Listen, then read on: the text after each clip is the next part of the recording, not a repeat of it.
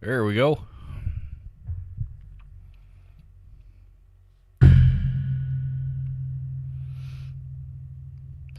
Might help if I had a microphone in front of me.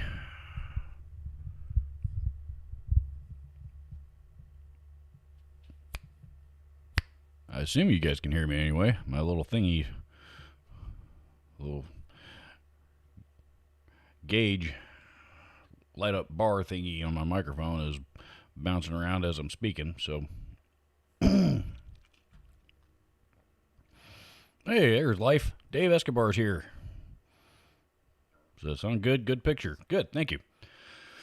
That is what we aim for around here, with no, or at least very, very few technical difficulties.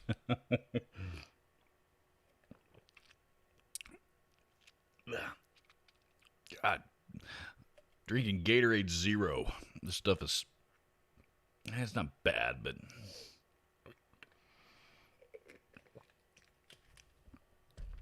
it ain't like the real thing. Oh boy, Jack attack. Noel, let's see if I can. Noel Guthrian. Noel Gwyn. I have no idea what that's supposed to translate into. So that's the best you're gonna get out of me. Ricky Compton, Paul Adamek, Charles 75N, Dakota S, Avinity Guitars, Hobo Roadie, Caesar MC. There's a name I don't recognize. A couple of names I don't recognize here. Anyway, welcome to everybody. Yeah, birthday. So I didn't announce it on my channel or anything, but I guess somehow you guys heard it was it was my birthday this week. Check out the shirt that I got. This is a gift from my mother. It says, let's see. It says, "That's what I do. I pet dogs."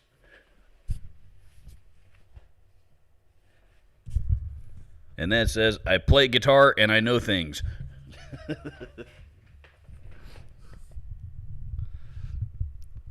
So that's what I do. I pet dogs, I play guitar, and I know things.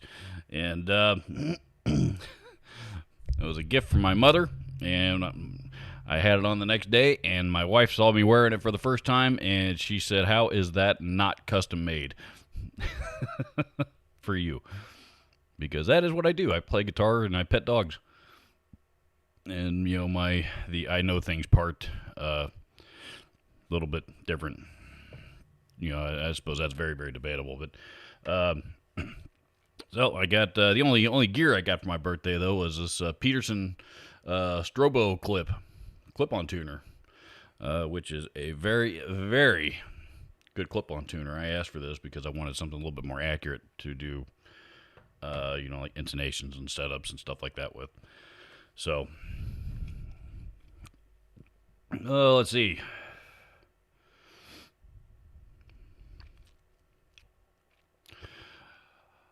Let's see. Hobo Roadie says, "Usually I sit here and try to keep my steaming pile of thoughts secret." Good morning, question mark. Yeah, well, I guess I try anything but to keep my steaming pile of worthless knowledge secret. I guess that's why I started a YouTube channel, but Caesar MC says, "What's your opinion about Klon stacked with Bluesbreaker? Can I do hard rock with it?" I personally think you can do hard rock with either one of them by itself. If you're talking about an actual Klon Centaur, that is not the highest gain overdrive in the world. But that said, even if you stack two really, really low gain overdrives on top of each other, that's a lot of gain, dude. Realistically, you can stack two of just about any kind of overdrive together, low gain or otherwise, and it's a lot of gain. I'm actually not a big fan of stacking overdrives. I like to use overdrive as an enhancement to the amplifier.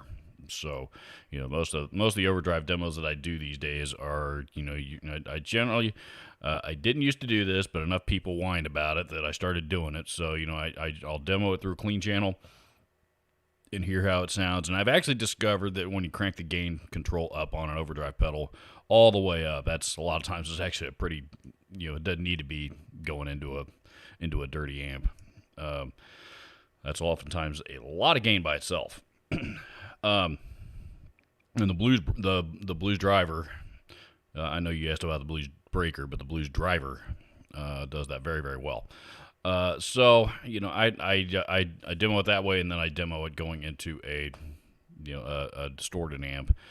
Here this past week, I demoed an overdrive pedal that you guys haven't seen this video yet, but I did it going into the rhythm channel and the high gain lead channel. So, when it comes to stacking overdrives on top of each other, that's I've never liked doing that. It gets really, really noisy, and feedback can get really, really hard to control.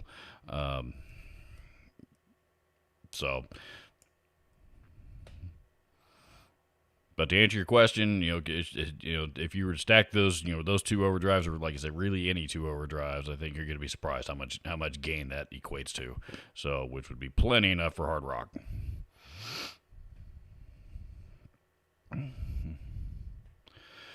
Yuga Man 23 says, I have nothing to say other than Gatorade. Happy belated birthday. Apparently he's a fan of Gatorade. Cool. I am too.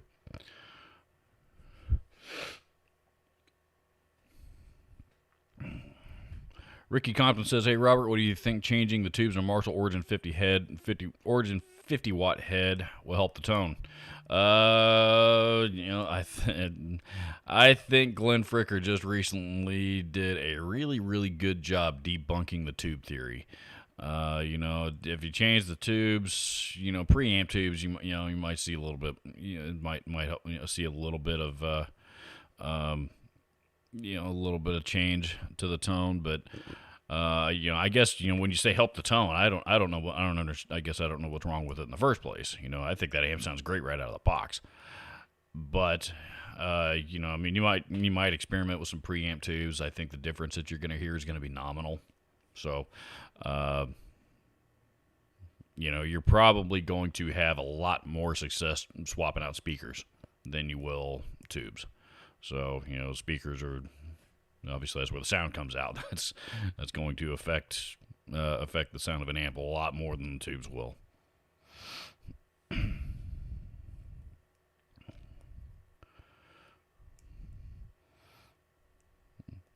Jack Attacks has checked reviews on Wolf guitars. It seems not good.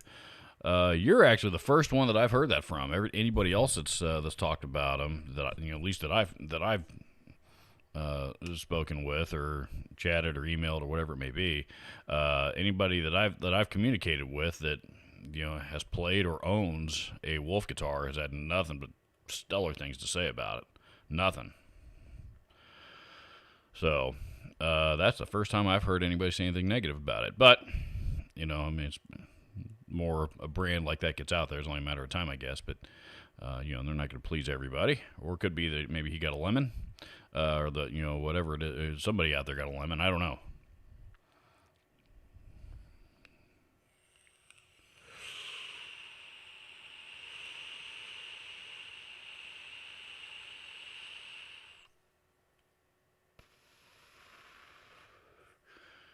Dave Escobar says overdrive is a booster to fix flubby bottom, tighten things up. I don't even like using overdrives for that, man.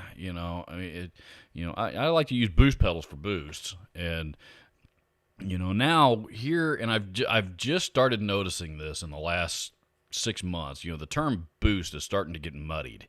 Because a boost used to mean a boost pedal. That's what it did. If you're it was you can use it as a volume boost or a gain boost depending on where you have it in the signal chain, right?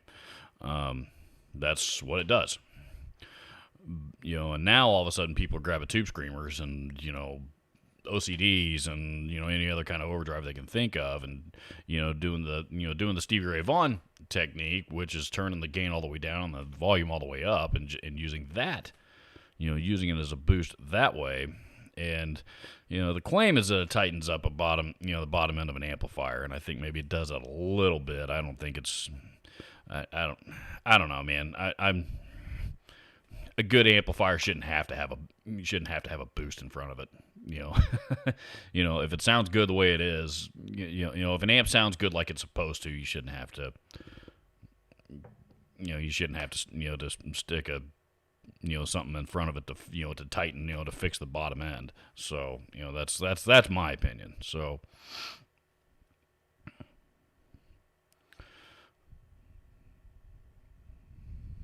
and that also gets really, really noisy and drives me crazy.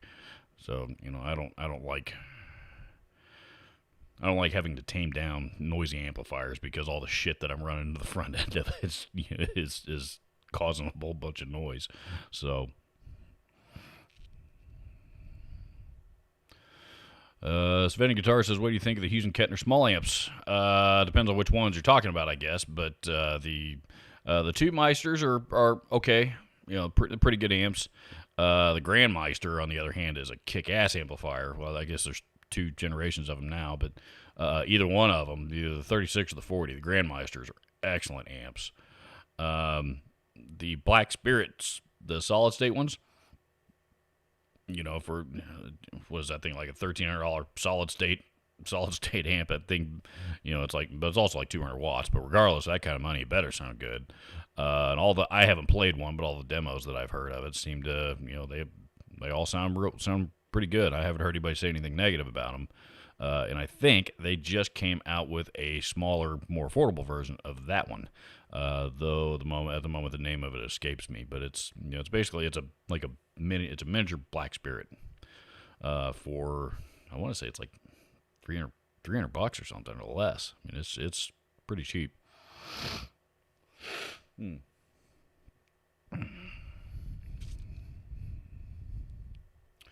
Dakota S says I used to use a lot of dry pedals. Now I just use DSL 40s amp overdrive.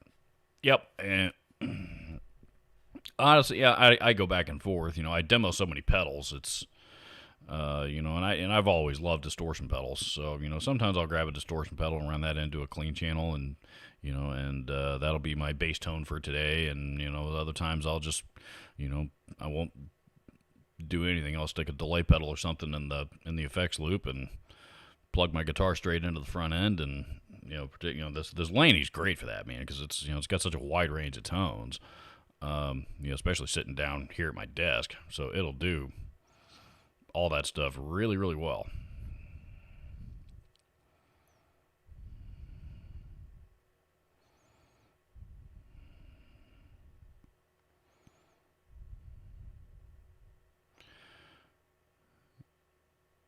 Christopher Bass says guitar amps can be playing an overdrive sound too. That isn't the same thing as distortion. Both kinds of pedals are meant to emulate this effect in amps. We figured out having one of each is ideal, and a pedal gives you the distortion for your overdrive, or an overdrive goes with a distortion amp. Yeah, I mean, there's lots of different ways to go about it, and I'm not saying I'm right or wrong. I'm just saying that's the way that I've always liked to do it. So, Zim's Guitars is here. Welcome to you. King of YouTube. Rondo Bondo. Hail Mary Recordings. Hey, Jim Woodard's here. Dude, I forgot to text you. I'm so sorry. I'm glad you got the alert, because I just now, as soon as I saw your name in the chat, I realized I forgot to text you. My bad. But anyway, Jim from the Practical Guitarist is here. Everybody say hi to Jim. Good dude. I love Jim. Robster Boy. Rondo Haney II. So I got 2 Rondos in here. Christopher Morrow. Okay, so I think I've got everybody who's in here at the moment. Now let me get back up to some questions, comments, etc., etc., etc.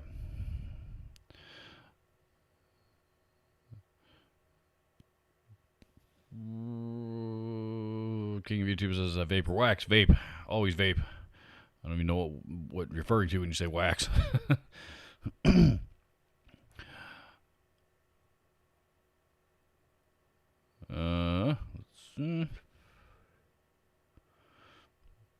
Ricky Compton says I like a way huge camel toe for stacked overdrive. That is a good pedal. I think that's a the three switch one. I think memory serves. That's a big pedal. Nogle that I can't pronounce.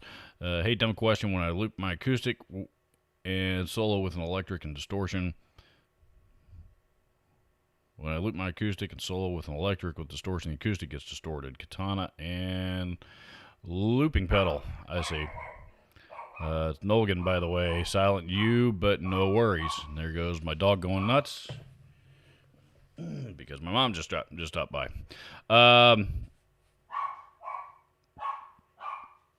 Usually, it's that likely has to do with where you have the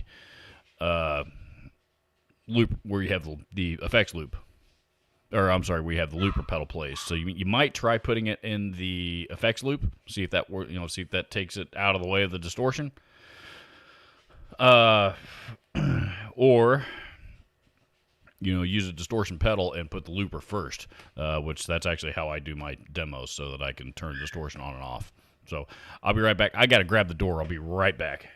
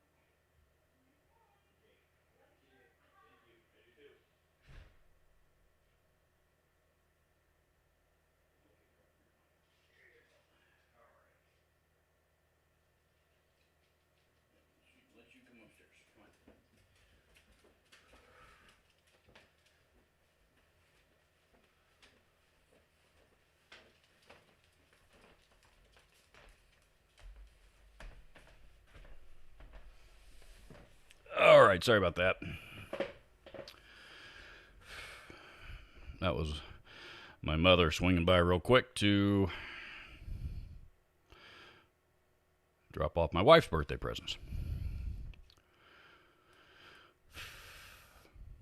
Let's see, where was I?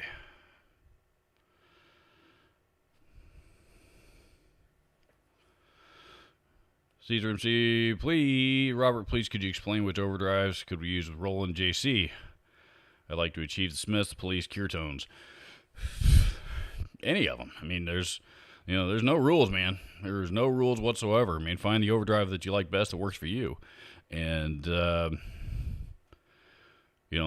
it into the front end, twist the knobs till you get the sound, get the sound that you're looking for, and crank it up and off you go, man. I mean, it's, that's especially for something, for that, for sounds like that. I mean, those are primarily single coil guitars, with very, very low overdrive, kind of like real light, mild distortion sounds. So,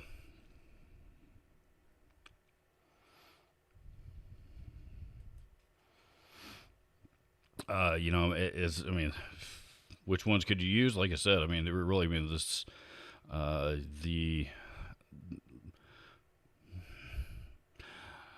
the best advice that I have to give you on that is just try a bunch of them out. My favorite overdrives are blues driver circuits, OCD circuits, and yeah, stuff like that. If you, I would, and that's probably where I would start anyway. So, of course, Tube Screamers have been around forever, and a lot of that stuff that you just mentioned, those are Tube Screamer overdrives that those guys are used. But so.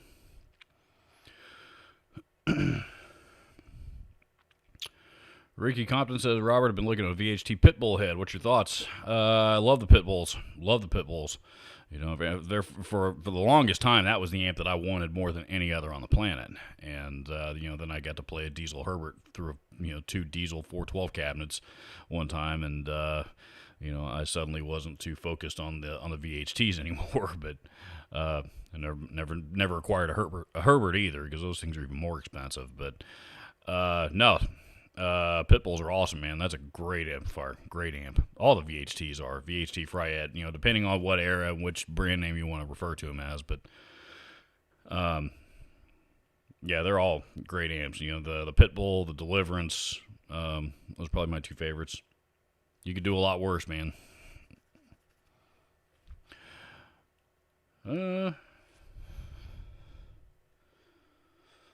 Robster Boy says, could you explain an effects loop to a novice? Thanks, Robert. Yeah, it's really not as complicated as you think. You know, if you think about you got a signal chain, you know, of pedals. You got a distortion, you got an overdrive and then a distortion and a phaser and a delay and a reverb, for example. You know, if you were running into an amp without an effects loop, that would go straight all one at a time, one right through the other into the front end of an amplifier. Now, you know, and you can still do that on really with any amplifier, on an amp with an effects loop if you want to utilize the effects loop. However, you know, and you don't want to do this with all your effects, particularly your distortions and your overdrives, because it's, you know, it doesn't make a lot of sense. But what an effects loop does is the effects loop, hence the loop portion of the term. The effects loop takes all of those effects and places them after the preamp stage of the amplifier as opposed to before it, which is what happens when you run everything into the front end. So, you know, so effects like your delays, your reverbs, phaser, chorus, that kind of stuff, you know, sounds a lot, you know, and most of the time anyway, sounds a lot cleaner and, you know, is a lot more pleasing to the ear if that stuff is applied to the signal after the preamp of the amplifier, you know, or, you know, especially, you know, with like high gain stuff.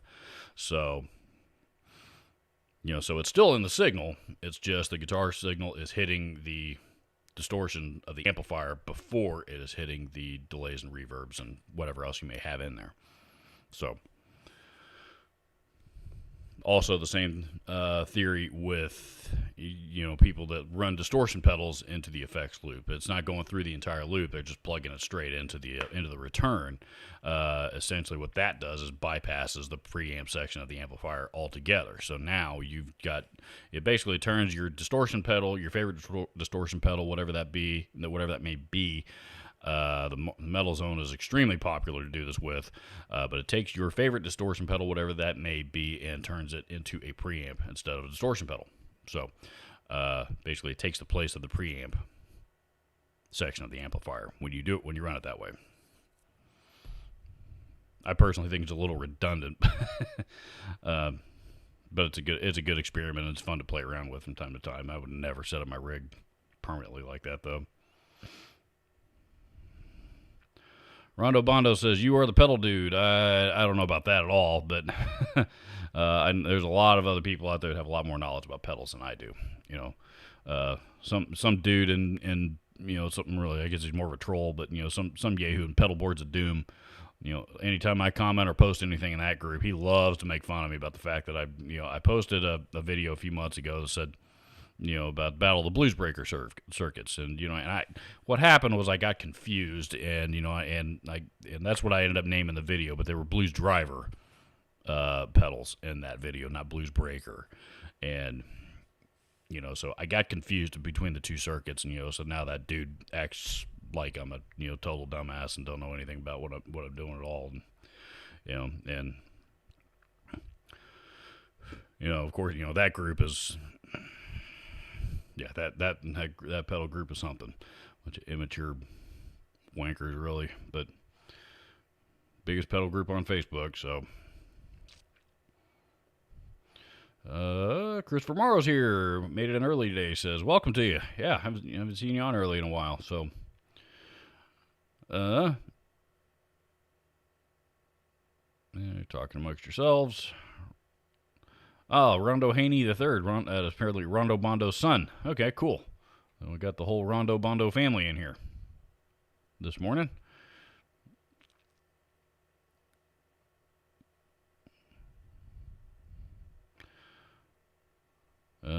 Joey Van Ostrom changed his screen name again to now he is For the Love of Guitar.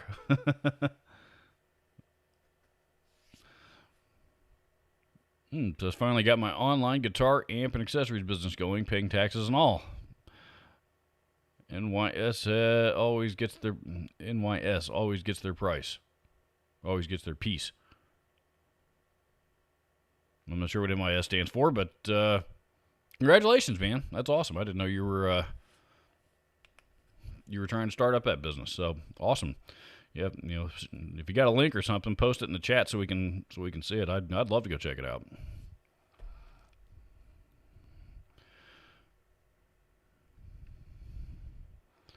Rondo Bono says, "Where's Billy Gibbons?" I have no idea.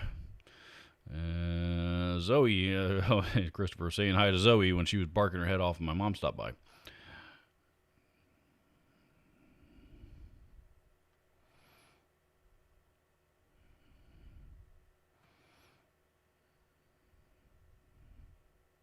You guys are talking amongst yourselves.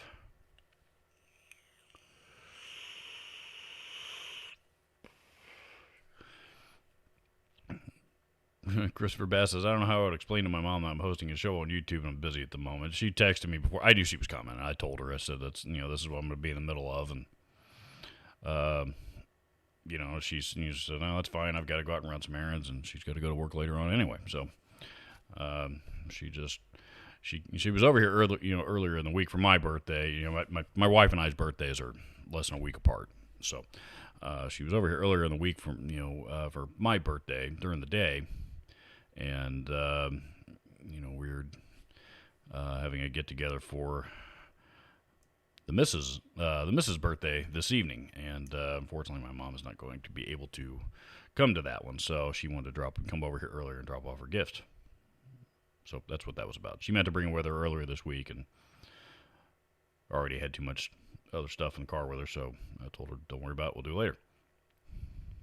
So yeah, no, that was all by design. That wasn't a surprise. She knocked on the door and then I said thanks and then kicked her out right after that one. No, it wasn't that. I don't treat my mother that way, or anybody for that matter.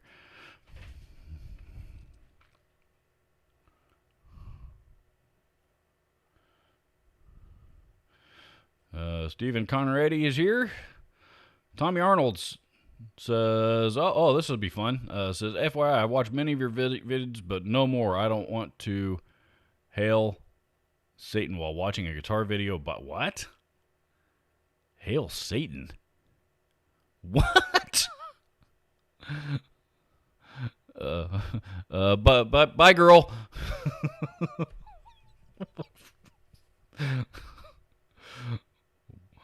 Wow. I've seen some crazy people on YouTube, but I'm a little far behind you guys, but yeah, you guys are all asking yourselves the same thing I am. Wow.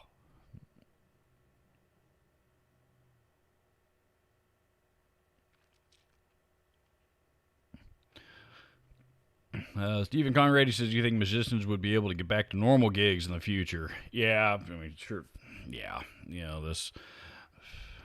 we've been in the middle of this pandemic thing forever now, and we're at this. We knew this was coming, and so I mean, if you didn't prepare for it, I think that's your fault. But because all the experts and all that field, and I'm not going to get into this too deep, but they told us a long time ago that it's going to spike again, and this is going to get worse before it gets better, and we're now in the period where it's getting worse. So yeah, that's what that's where we're at. But they'll come up with a vaccine, and the vaccine will be here sooner or later now at this point, and start to eradicate this thing and go on with our lives. The same thing that's happened with every other pandemic in history. This one will go away as well. So you just got to give it time and let the experts do what they do. Yeah, I'm just a dumb guitar player, man. I mean, I don't, like that's why I'm just gonna let the experts do what they do. Lefty guitarist is here. Welcome to you. You guys are talking PA gear.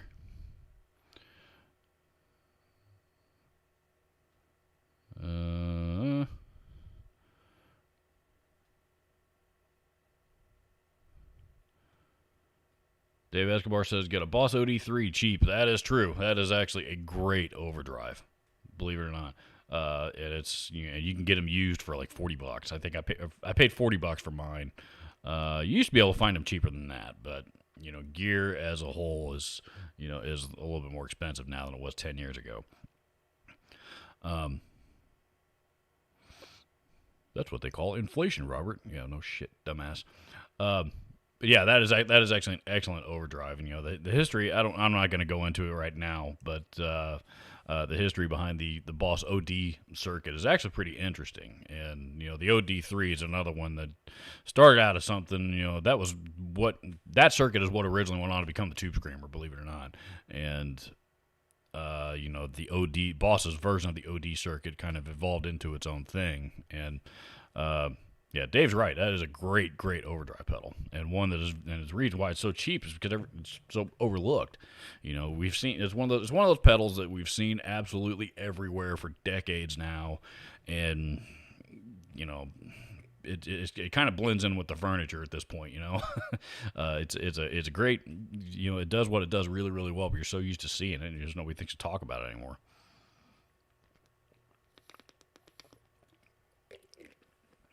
I should do a video on that pedal. I really should.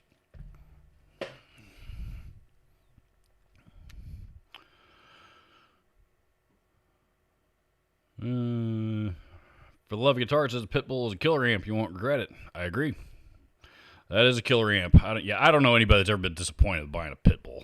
The VHT Pitbull, that is, not the... I'm not a big fan of the dog breed Pitbulls, but...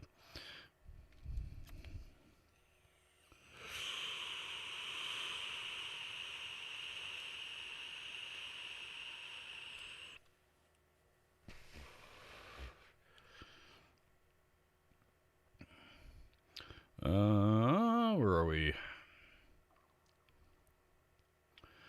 Stephen Conrad says some people like putting delay and verb in front of the amp. That is true. I think it also depends on the reverb and particularly the delay in question. Tape delays are really kind of designed to run into the front end because those are, tape delays are not really very clean sounding delay at all. And Pete Thorne's got a great video on the. He kind of combined the he was explaining how a tape delay works. Combined with a demo of the Dunlop Echoplex delay, and I think to this day it's still one of the most informative videos I've ever seen. And he used Van Halen's "Ain't Talking About Love," which used the earliest version of that effect on that song. And kind of explained how it all works. And like I said, that was one of the most informative guitar demos on YouTube, pedal demos especially on YouTube, that I've ever seen. So if you want a real good explanation on delays, go search for Pete Thorne Echoplex. We'll probably pull it up. JG Mopar's here. Says he's 23 minutes late. Well, if it makes you feel any better, this thing's been going for 34 minutes, and I'm just now getting to your comments. So, but welcome. I'm glad you're here, dude.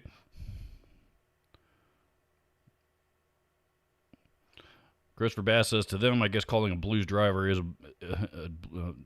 calling a blues driver a blues breaker is as a hanging offense. Yes, they are. Yeah, they're pedal. They're they're a bunch of pretentious pricks, is what they are. And barely any of them are over 32, which is even funnier. But Yep, I'm human. I got the two circuits confused, and I called one. I called the wrong one. I got it mixed up. And I suppose it does make me kind of look like an idiot, but I also think it's an honest mistake.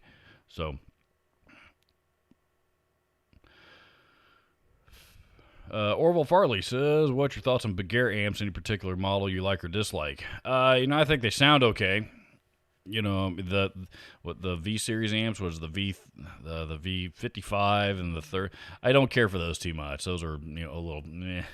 Like I said, they don't sound bad. They're just kind of not they're boring to me. They don't really do anything that I haven't heard in 1,000 other amps out there. So, but for like a rock, like a mid gain rock amp, that's what those are designed to be. But some of the higher gain models, I think a lot of them actually sound really good. I've made fun of them on my channel in the past, but a lot of them actually sound pretty good. But a lot of them are cheap, and the first run of them, especially the ones that like the pre-Infinium series, those were all notorious for blowing up. And those were the first ones that I had experience with. So, they were. I'll never forget. Our local Sam Ash had, four 333 XLs. That was their high gain amp model. In that first run, that was the metal amp. 333 XLs, all of them out of box because they had all been bought and somebody, they blew up on somebody and they had to return them within the first 30 days. All of them. So, that's unfortunately the last memory that I have of, my experience anyway. The last experience I have with Beguer amps. So they're not.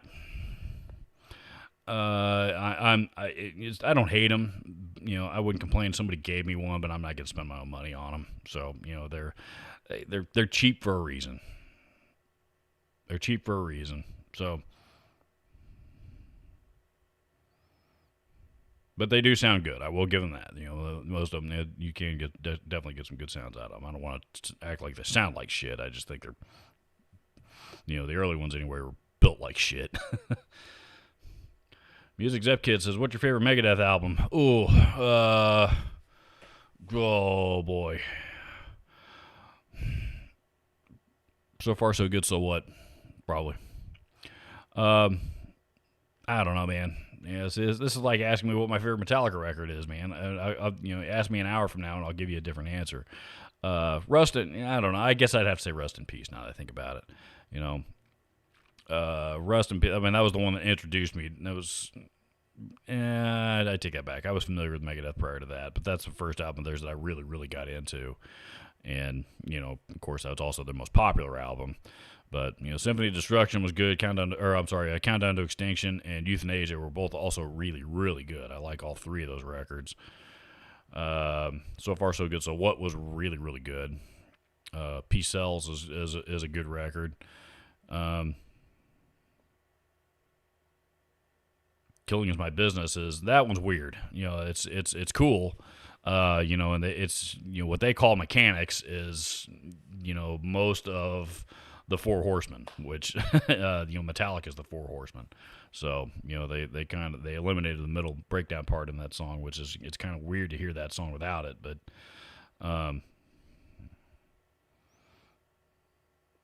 yeah, I don't know, man. I mean, Dave Mustaine's a genius. I've always been a big Dave Mustaine fan. So.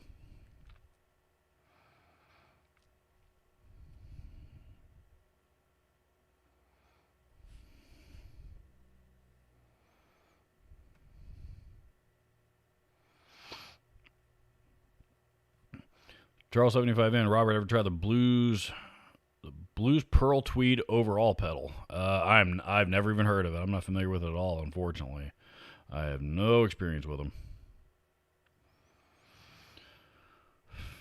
Rondo Bono says, "What do you think about the Splon competition?" I'm not familiar with a Splon with a Splon competition. I know, I'm familiar with Splon amps, and their amps are killer. Amps are kick ass. Matter of fact, a friend of mine that used to live here but moved down to he's down in North Carolina now. I think he had to give up his Jubilee for it, but he just recently picked up a Splon. It was a Quick Rod or something like that. I can't remember exactly which model it was, but he put up a quick cell phone video on Facebook, and that thing sounds pretty good. So he's also a really, really good guitar player too, though. You know, that dude could plug into a custom tuck and roll and make it sound good. Jim Woodard says another way to look at your effects loop is like this. The amplifier is two parts. The preamp that makes all your distortion and the power amp, which makes that louder. That is very, pardon me. That's very, very accurate. And should have known Jim would have been able to explain that a lot shorter than I am. I am able to. That is. Hey, Waleed's here. What's up, dude? Christopher Morrow says, quick pedal question. I know bass pedals are gimmicky in the way that they're usually just a guitar pedal branded as bass, not always, but more often than not. Is a bass EQ usable for guitar benefits? I don't think they're gimmicky at all. I think that, a lot of them are designed specifically for that lower frequency, a real good example of that is and I should probably, I could demo this as well. You guys know I'm not a fuzz, pedal guy at all, but I do own a deluxe Big Muff Pi and a deluxe bass Big Muff Pi, and those are, two totally different the two different versions of the same circuit, but one of them obviously being designed for bass, and. I've ran a guitar into both of them. I haven't plugged a bass into both of them, but I have ran a guitar into both of them. And a guitar into that bass pedal sounds like dog shit because it's not a bass. That's just the way it's designed. So, as far as a bass EQ, again, you got to consider. I mean, that EQ is designed for that that lower register of frequencies than it is the upper register frequencies that a guitar sits in. So. I've never tried it, to be honest with you. It might work okay for like a baritone or a really down-tuned guitar or something like that. But like I said, I don't know. I've never tried it. I've got a bass EQ. You guys give me all kinds of ideas today that I've never tried. I got a bass EQ sitting up here on my shelf, a Boss GEB7. I'll have to give that a shot sometime.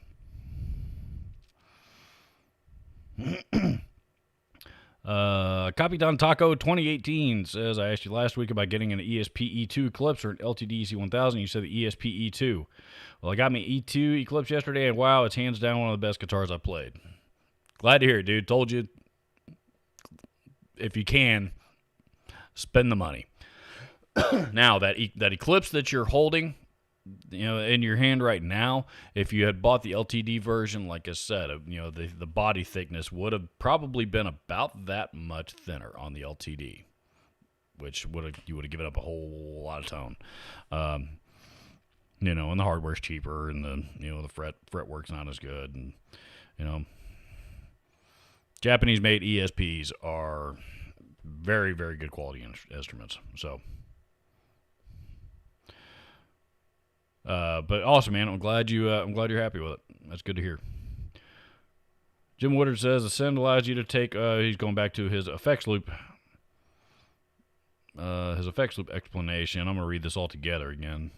For his first comment on that says another way to look at your effects loop is like this: the amplifier is two parts. The preamp that makes all of your distortion, and the power amp, which just makes that louder. The send allows you to take the output that is distorted, color it in some way, and then make that louder. So that's basically a much, much more condensed version of what I explained earlier.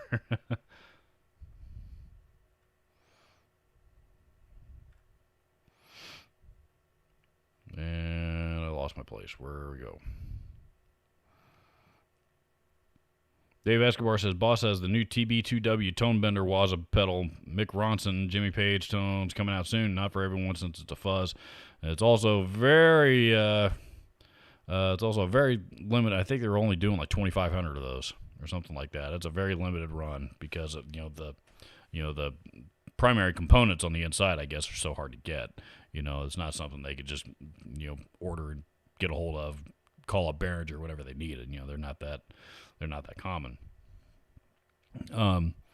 So my understanding is it's going to be a very, very limited run, which means now the price gougers are going to get a hold of them first and start charging exorbitant amounts of money for them right off the bat, which I hope nobody pays for them. I love to see those people get hung with those things, but as opposed to seeing them, gouge the shit out of somebody else for them. But yeah, it's not my thing at all. But I did drop a message to Yoshi. I would still like to try one just because I think it's cool just because it's Boss. So and compared to the rest of the Waza pedals they've done, this one's a lot. This one is different. It's got its own history behind it. But this is like the first Waza crap pedal that isn't a reissue of one of their older pedals. This is something totally new that they've never done. So yeah, I think it's a cool concept, and I mean, they don't need to send any out for demos or anything. I mean, it's going to sell like wildfire as it is. So they don't need to spend a bunch of money on marketing, getting showing people how it sounds. Doc Amers Roxy says RGDU Satanist. Damn, well, apparently apparently somebody else earlier thought I was. I don't know where that idea came from, but I will say though, as an interesting experiment, if you've never actually like researched the the Satanist and paganist religions, there you'd be surprised. It's it's certainly a very dark religion, but it's not necessarily evil. And it kind of made me think, and let me, and I'm emphasizing research, not convert. But it certainly made me, when I was reading up on it once upon a time, it made me think just how much Hollywood and that other church wants me to believe one particular way. So, but this is a guitar channel, not a religious channel. Terrence Fleming. First Divinity Guitar says, who has a startup business? Joey Van Ostrin just has a startup business. His new screen name is, let me find it real quick. You may have already bailed. For the Love of Guitar. That's right.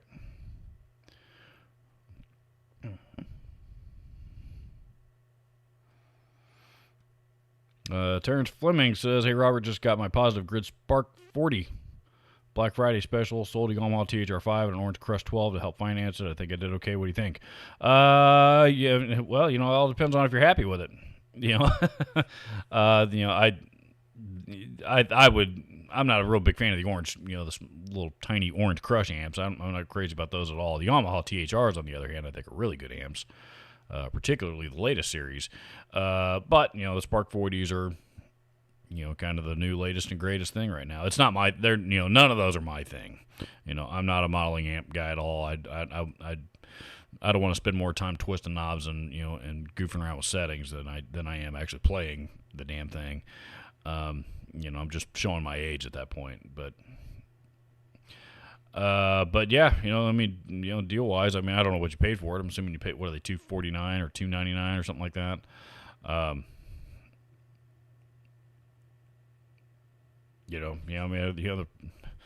The important thing is if you're happy with it, if you're sitting down playing it, if you're getting sounds out of it that you enjoy, that's making you want to play it more. That's the important thing. So, hey, Picker's Grip is here. What's up, buddy? Billy Cokes says, Robert, I'm looking at microphones for recording. What's the deal with microphones with a headphone jack? Is there any advantage with those when recording multi-track? Thanks, Billy.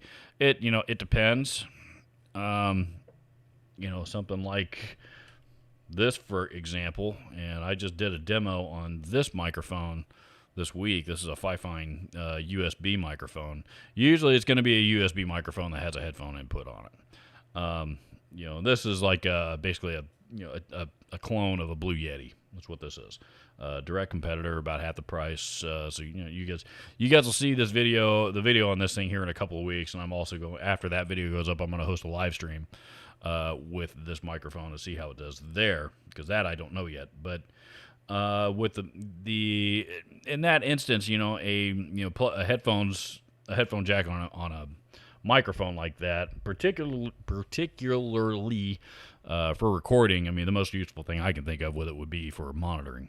So, so if you got a real loud drummer or drum track or something like that, and you want to be able to hear yourself, as you're playing and recording a little bit easier. That's probably what I would use it for. So, probably, I mean, it's not really, it's a microphone, so I mean, it's not really going to do you much good for silent recording. You have to have some sort of actual sound going into it. So, I mean, it's monitoring would be the probably the ideal use for it.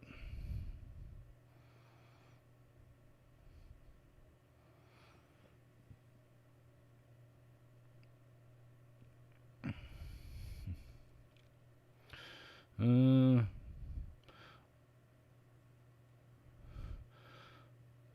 know you told me how to pronounce a screen name earlier, and I've already forgotten, so I'm going to try it again. I think you said the 3 or the E or the G was silent. Nolan, I think.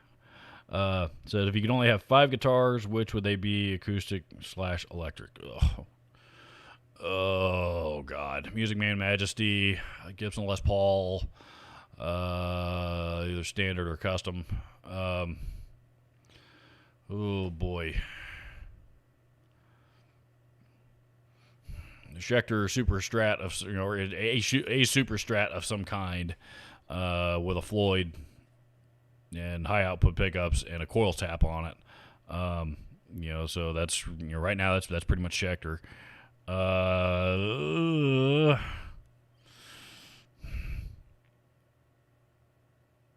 A really good Strat of some kind, and Taylor 814 CE Deluxe, preferably V class. That would cover that would just about get me everything I need, but tone wise.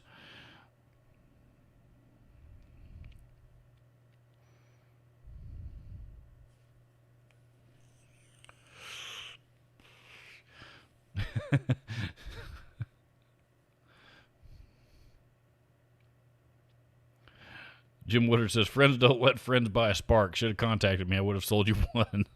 Jim actually bought one out of the first run of his, and I think he just sold it. I have not heard why you didn't. Why you opted to. Well, I mean, you buy and sell gear all the time, so I guess I'm not surprised you didn't hang on to it very long. But I'm kind of curious what made you move it. What made you move it along so quick?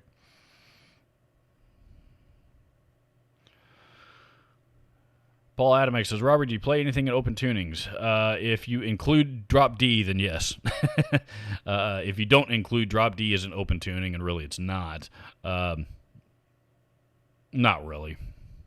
No, that's one of, I've always kind of wanted to experiment with open tunings, and I've just never done it. I've always been in,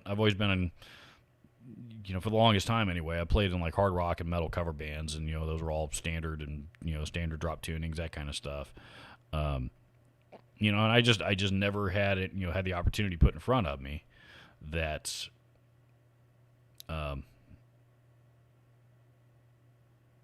that I needed to actually put a guitar into an open tuning before. I know Zeppelin did a few songs in open tunings, and ironically the songs I've never learned, but I don't know. One of these days I'm going to get around to it. I'm going to get around to learning open A and open G and stuff.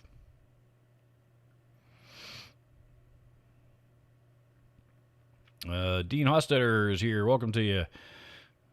Copy Don Taco 2018 says, if Guitar Center ends up eventually going out of business, do you think it'd be good for smaller guys or worse? I think it's going to be a lot worse. Number one, it's never going to happen. I don't know. I've said this over and over and over again. This whole bankruptcy thing, it's Chapter 11. It's just debt restructuring. That's all it is.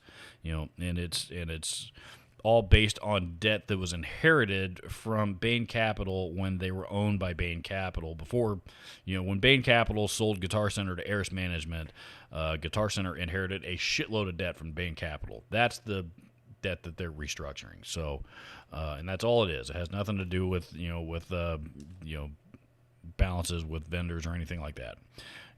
So trust me, I promise you, Guitar Center's not going anywhere.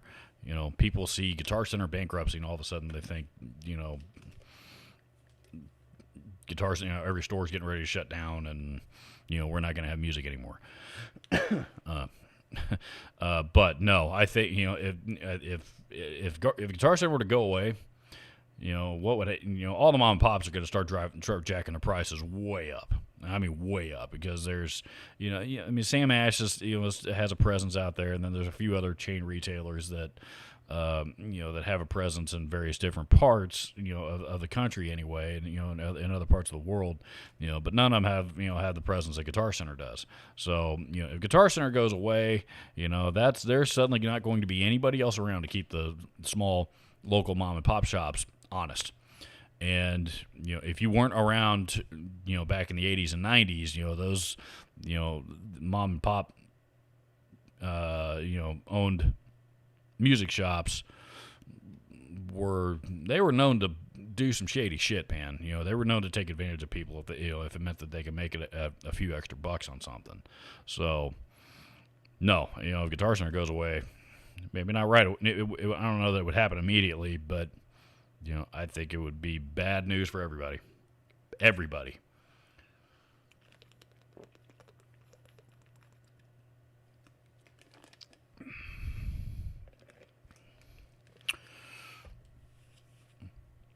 So Vinny Guitar says, what do y'all use for power supply? I'm not too picky, to be honest with you. For actually, when I'm demoing pedals here at my desk, I just use a small little power supply. It's actually Outlaw Effects. It's called the Palomino.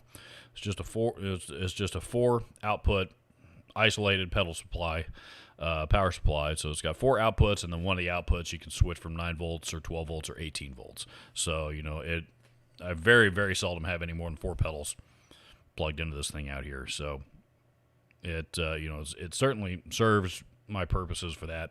And it's been reliable. I mean, I leave it plugged in all the time, and it doesn't even heat up. So, yeah, it's been really, really. I've been using it for well over a year now. It's been good.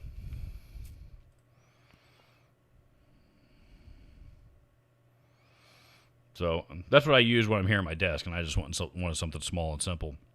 When I'm actually using, like playing gigs with a pedal board and stuff, then I've got a Voodoo Labs Pedal Power 2 Plus, and I think they just came out with the Pedal Power 3 Plus. So I think there's a new updated version of that one. But the Pedal Power 2 is one of the best power supplies in the market, in my opinion. Certainly, there's a reason why it's been one of the most popular. For simple stuff, I've even gotten away with a one-spot kit, daisy chain kit before.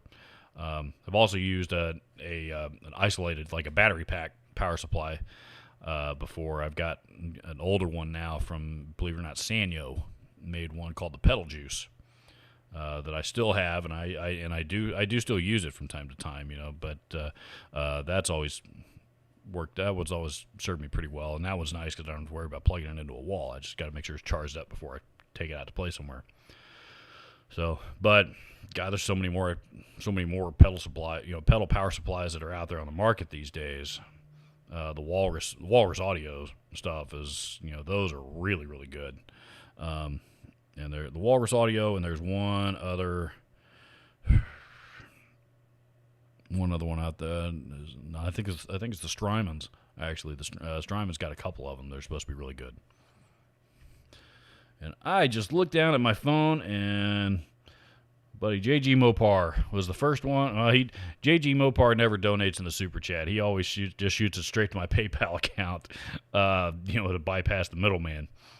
So thank you very much, sir. I greatly appreciate it. That was you were more generous than normal today. So thank you very, very much. JG Mopar, always the first one to bust open the super chat, so to speak. Papa Blue says, I'm ready to spend $1 on Christmas fund. Got $1 I can borrow. Well, you see the caption on my screen, so I'm going to assume you're asking everybody else in the chat, and that wasn't directed at me because my answer is no.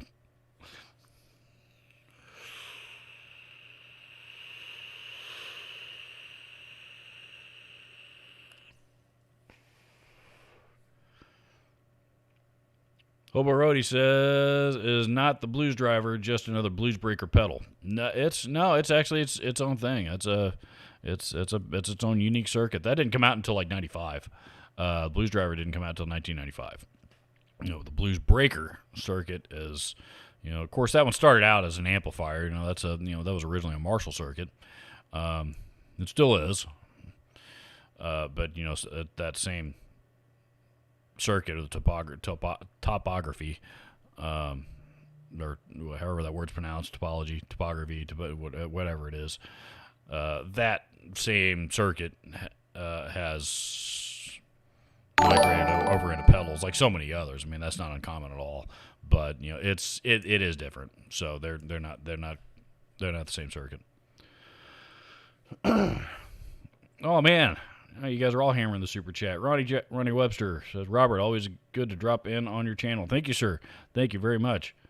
And Jim Woodard in the super chat says, "ACDC says, have a drink on me, and I know you don't drinks, so have a soda on me." Thank you, sir. I absolutely will.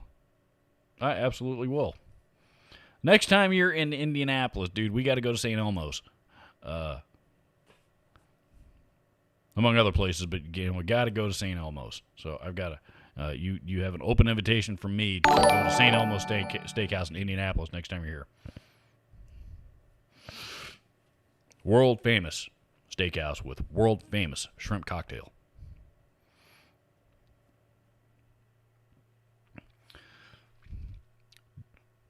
Dave Escobar says, "Bagheera 1960 sounded good until it blew up and caught on fire."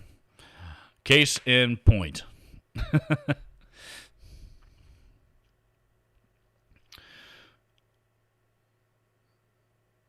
Where was I? JG Mopar says, "Yeah, I don't really use pedals, but I have that for times I do plug in a few pedals. I like it." I think referring to the One Spot, which is, it's great for that. If you don't want to spend a bunch of money on a pedal power supply, spend $30 on a One Spot kit. And, chances are you might not even need any more than that anyway. So it's not necessarily the cleanest looking, way to power your pedals, but, if you just need to get power to them and don't really, you're not competing in any pedal board, organization competitions or anything, do it. Mr. Wade File says, "Hey, Robert, your thoughts on PV 6505MH versus the EVH 5150 lunchbox?" Be honest with you, both, there's three 5150 lunchboxes, three EVH lunchbox heads, and all three of those, plus the 6505MH, are all on my current amp wish list. Actually, the next amp I'm probably going to buy is probably going to be a 6505MH, to be honest with you. So, just because, that's a classic PV 5150 circuit. It's the same amp, really. So, yeah, and I've always liked those amps. I know the EVHs are the new, latest, and greatest. And the EVH amps sound killer. I'm not knocking them at all, but they're they're kind of getting to be like what the Mesa Boogie, like the dual rectifiers were in the 2000s. All of a sudden, they're freaking everywhere. So. And I see something, me personally anyway, I see something over and over and over again. I get it's popular, and I'm not knocking it for that, but I get a little sick of it. I get a little burned out. I like to see some different stuff every now and again. That comes from working in a guitar shop for a long time. You see the same shit over and over and over again. You yearn for something new and some new scenery to come in. Doc Amers Roxy in the super chat. "Thank you so much, sir." Says, "I'm old and dumb. I can only handle the money. Donate unless someone shows me. Sorry, dummy here. Nothing to be sorry for at all. Nothing at all to apologize for. I appreciate your generosity, whether it's whether you thought about it first or somebody reminded you, or however the idea came into one's head. That really does go a long way. I do greatly appreciate it. So."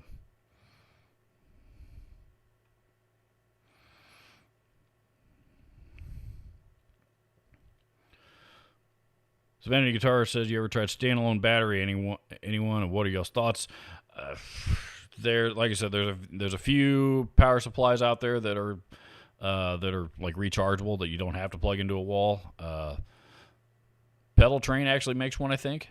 And what's that other one? The other one starts with a V. Brand name starts with a V. I can't recall the name of it, but I think those are probably the more popular ones right now that are out there. And they seem to get the job done. Depending on how big your pedal board is, how many pedals you're trying to run off of it. The more pedals you run into it, the more it's going to suck. The more it's going to suck those things dry. But so you got to take that in mind. You might need to consider a couple of them, depending on. But yeah, I actually really like those, to be honest with you. They're just sometimes it's not always recharge them's not always real convenient. So.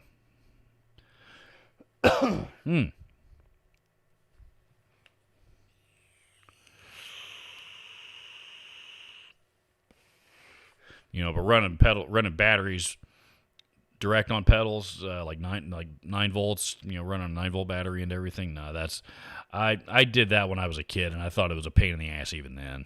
So, I was constantly just nuking 9-volt batteries left and right. So.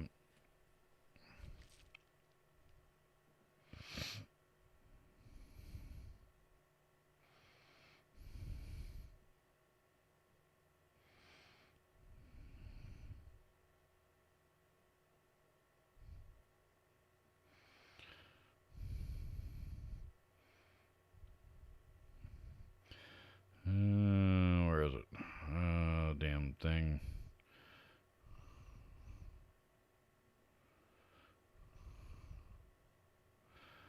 Wow.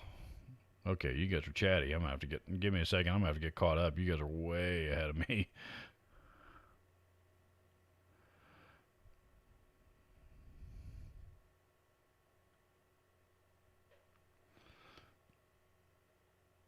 Sean Carney says, "How do you combat a fizzy amp?" Asking because you said my beloved Triple X is a fizzy, is fizzy. I didn't say yours was. I said the one that I played through was, and that one's been long, and that was so many years ago. I don't remember what cabinet I was playing it through, and that could have very well been part of the problem. Beyond that, turn down the treble. Turn down the treble, and if it's got a presence control, turn that down too. Probably start with the presence. Nolan, I'll figure it out here one of these days. So what Les Paul style guitar would you get under $1,000? Gibson, I wouldn't. I'd save more. I'd save up more money, to be honest with you. I'd say, unless it was unless I found unless I found like a used studio or something for in the 800 range. Even I'm not sure I'd be willing to pay that much for a studio, but a used Les Paul studio I could stomach for under $1,000.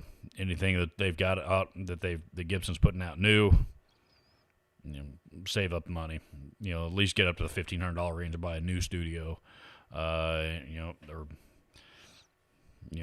save more money and buy a classic or a standard or something like that. So in Gibson world, I wouldn't. The Epiphones, on the other hand, actually that new, Epiphone just came out with that new. They're calling it the first ever collaboration between Epiphone and the Gibson Custom Shop, which is, that's a weak. I think it's a pretty lousy attempt at a marketing gimmick, whatever. But they're still made in China. They're just using Gibson USA parts in it, which they should have been doing a long time ago. Anyway, but those are supposed to be really, really nice guitars. I don't know if they're shipping yet, but those are supposed to be really good. Most of the upper end Epiphones, actually, I think are pretty well made these days. So you wouldn't do too bad with any of those. 10S guitars. You can see the headstock of my Explorer here behind me. But they've that one's only like a $300 guitar, but and they've got some Les Pauls that are up around the $700 or $800 range that are really, really nice guitars. So those are probably worth a look. Agile guitars, like they've got the AL 2500, AL 3000s, I think is the model numbers. Excellent Les Paul style guitars. Somebody mentioned the Wolf guitars earlier. They mentioned them negatively, but I've heard nothing but great things about the Wolf guitars. And what was the other one? God, the Harley Benton's. Harley Benton, I think it probably has some good stuff. So, there's lots of options for not just under $1,000, but well under $1,000. So,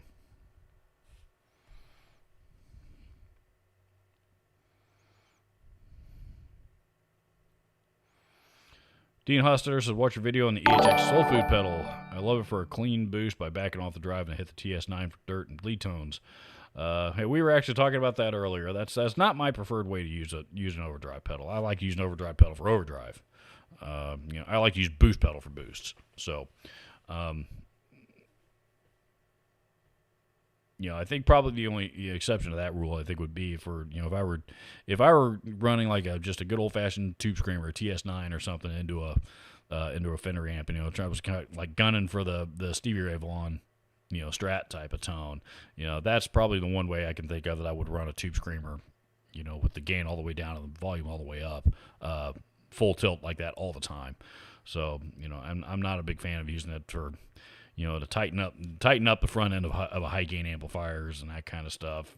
That's, number one, I hear a very nominal difference when people use them that way. And number two, I hear a difference, but like I said, it's not to me, it's not a difference worth adding that kind of noise into my signal worth. And as I mentioned earlier, if it's, a good amp shouldn't need an overdrive in front of it to tighten up the bottom end. So, in my opinion.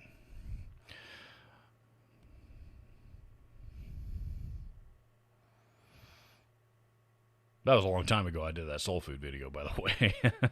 I haven't, it's been a lot longer since that's probably one of those videos I would go back and watch now and probably cringe. So, Doc Amos Roxy says, "Are there any damer?" Oh, hang on one second. Okay, Doc, you got a couple of questions. I'll get to let's do the super chat thing first. It says, a 212 cab better than the Thomann 212 with Creation, assuming means Celestion speakers, price wise. Price wise, you can get one of those Thomann, Harley Benton, vintage 30 212s for like $250 or something, which is a real legit vintage 30s. That's a stupid deal. And from what I understand, that cab is really well built. The other suggestion I would have is to get on. I've got links to these in a couple of my videos. I can't recall which ones off the top of my head though. But get on Amazon and buy an empty Seismic Audio oversized 212 cabinet, and then buy a couple of warehouse guitar speakers, Veteran 30s, which is their vintage 30 clone. And, that whole thing together, the speakers, and, you got to wire it up and put them in yourself. But, the cabinet and the speakers combined would probably cost you about, they're right around the same, $250 or so.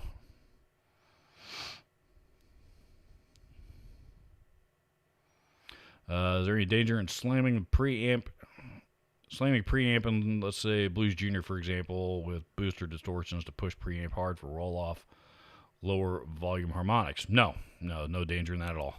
No danger in that at all. Like, it's, you might introduce a lot of feedback and might get really noisy and squealy, but, that's going to be the extent of the danger. Jim Woodard's mentioning the MS450 as far as a Les Paul style guitar. He's right. That is a Mitchell MS450 that you can get for probably under $400, and that's actually a really, really nice guitar.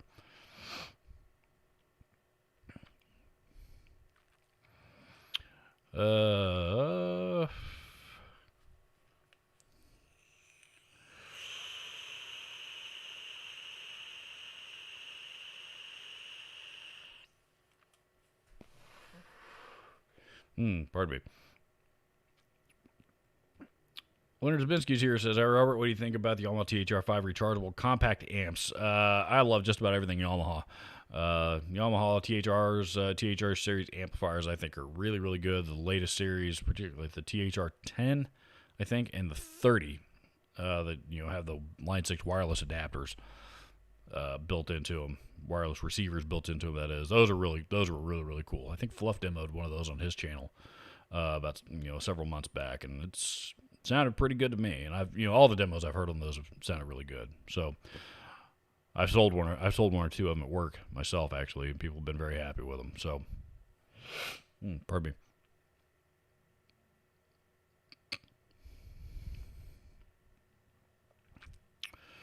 me.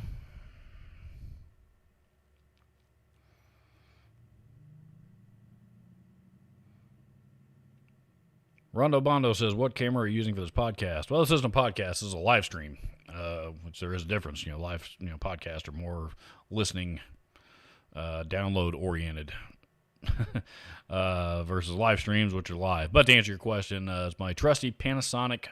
It's what they call a bridge camera. So it's somewhere between a point and shoot that's got a fixed lens, and it does have a fixed lens, and a DSLR, which is a great big, it's a much larger camera. DSLRs have interchangeable lenses usually, but basically it's a DSLR with a fixed point, a nice point and shoot lens. But that's the long answer. The short answer to your question is it's a Panasonic bridge camera called an FZ300 that cost about $400. And I really, really like it because, when it comes to shooting video, I've discovered my other camera is a Nikon D3300 DSLR, and that was my first one. That was my first nice camera. And it does the job, and I've never invested money into trying a new lens on it because the lens on it, the kit lens that I have with it is just okay. I didn't notice, now that I know a little bit more about cameras, now I'm starting to see the difference. But prior to this Panasonic, I had a smaller point and shoot Panasonic camera that I used to use for all my secondary shots, and I really like the video quality on it, and the video quality on this one's even better. Panasonic just, when it comes to cameras with great video quality, Panasonic's the way to go, dude. So I am sold on Panasonic, assuming that you're not going to spend money, the big money on, like Blackmagic cameras, or the really, really big money on Red cameras or something. A guy I got no business owning something like that anyway. I wouldn't have the first idea how to use it.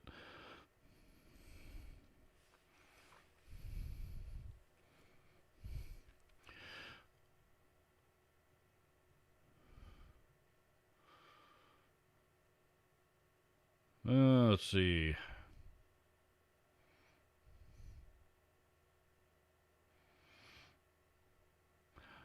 Yesy. Interesting name. YESSI says, "Any thoughts on the Peavey Delta Blues 210? Yeah, man, it's a great amp. I mean, that's basically Peavey's version of the, that's Peavey's answer to the Fender Blues Deluxe is what that is. And, much like their, the Peavey Classic series, I've always kind of, thought that was their answer to the Fender Hot Rod series. And the Peavey Classics sound way better than the Hot Rods, in my opinion. And the Delta Blues is, kind of the same thing. It's a Peavey's version of the Fender Blues Deluxe, and Blues Deluxe is a good amp, but Delta Blues is probably a little bit better in my opinion. I like Peavey amps. I've made, they put out a couple of clunkers over the years, and I've never been able to help myself but to make fun of those. But generally speaking, I really like Peavey.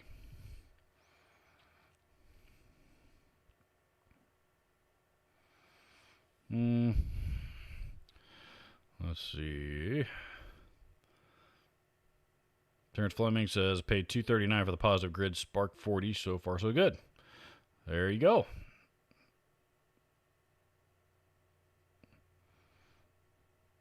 Savannah Guitar says, "Chomping at the bit for those Hughes and Kettner Nano Series. Spirit of Metal." Spirit of Metal is what it's called. That's right.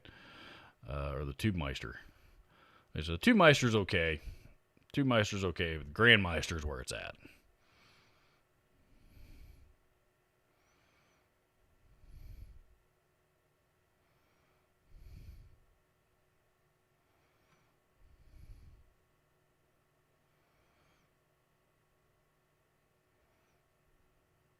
You guys are chatting amongst yourselves. I am way behind.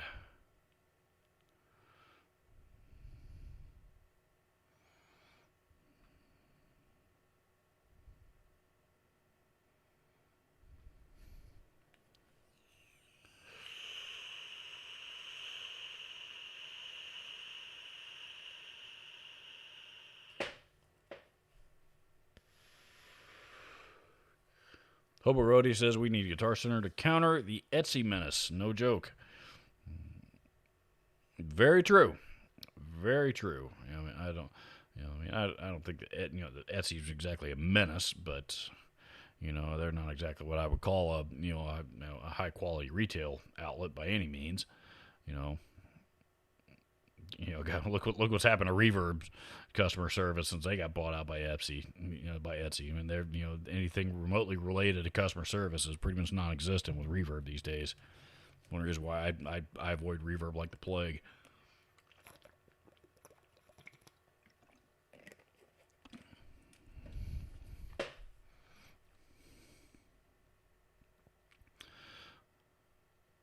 Three Card Monty says, any thoughts on humbucker size P90 pickups? I'm not. I guess I've never owned a guitar with P90s in it. Believe it or not, I've never had a P90 guitar. So, I've not played enough P90s. Different styles or models of P90s that I'm sure I would be able to tell much of a difference from one to the next, or at least certainly not well enough that I'd be able to describe any major difference. So. If you got a P90 fits in a humbucker slot, awesome. As all my guitars got humbuckers in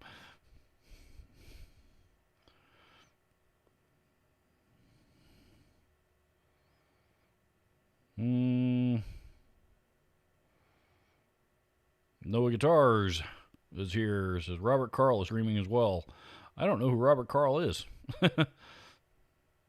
So. But, maybe, everybody that's over there, or, maybe nobody's over there because, a few of you guys are hanging out here.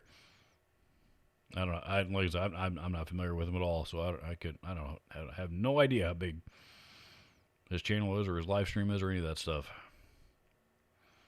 But it says, Noah Guitars, I love your videos. Thank you very, very much. I appreciate it.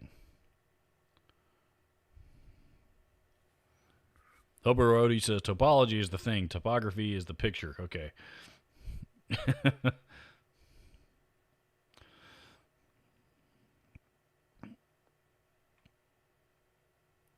God damn it. I hate it when it does this.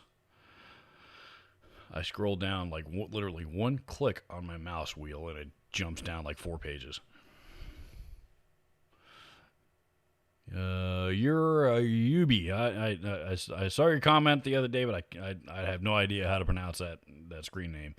Says the man who still responds to comments on older videos is live.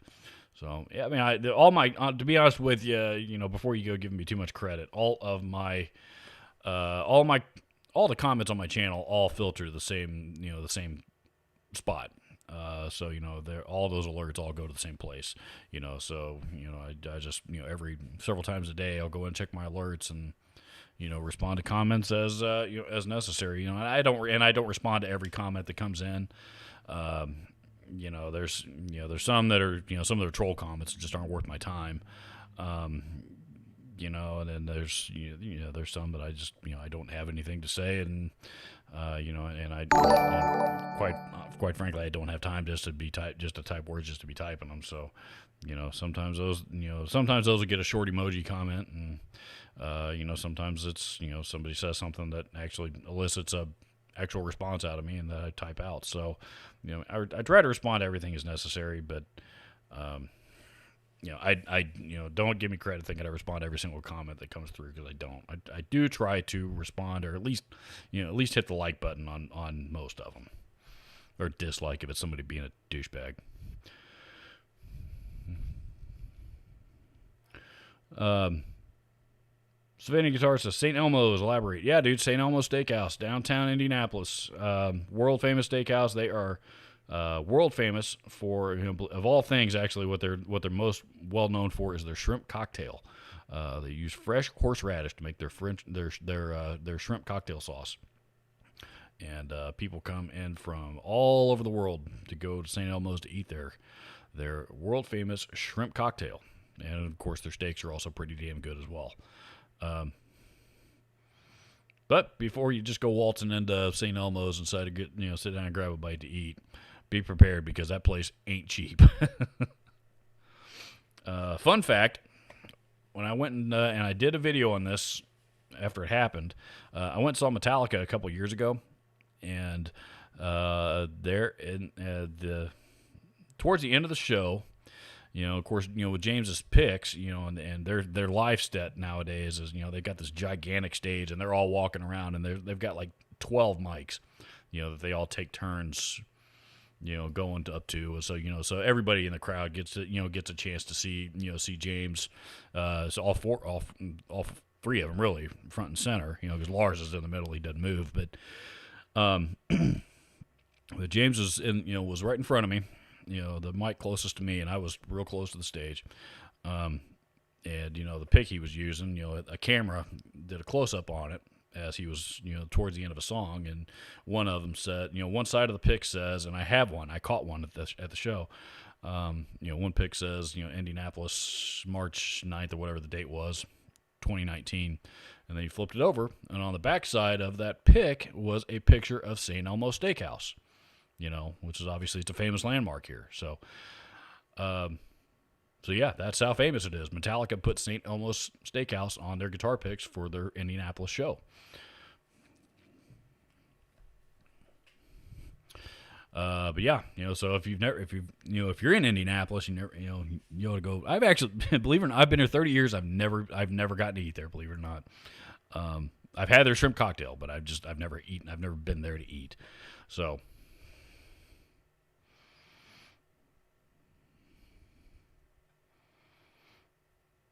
Let's see.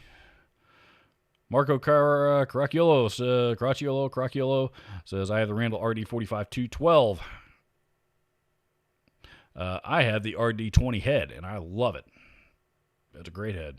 RD45 is the same thing. It's just got more power. Your next comment starts out with, hey, Bob, so we don't answer to that around here. So, let's see.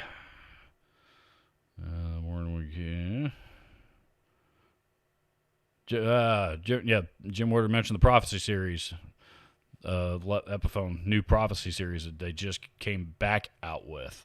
I totally forgot about those. Those are also great. I think $8.99 for those guitars.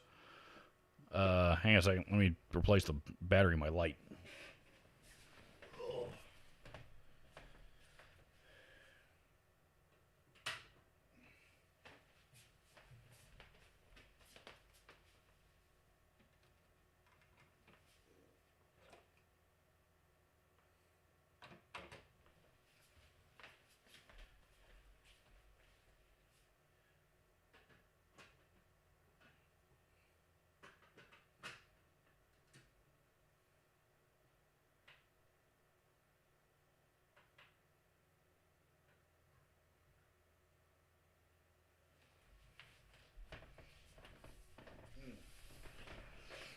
I'm having to work pretty hard for this particular live stream today.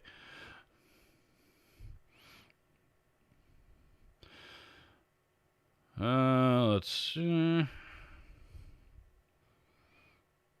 I want to.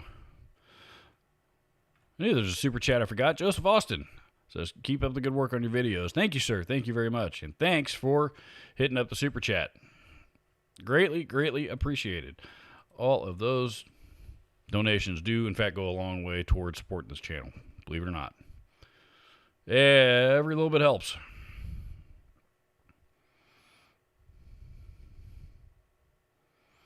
Thunder Falcons here.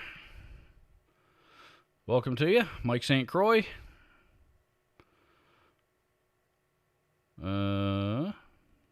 Joseph Austin, just mentioned.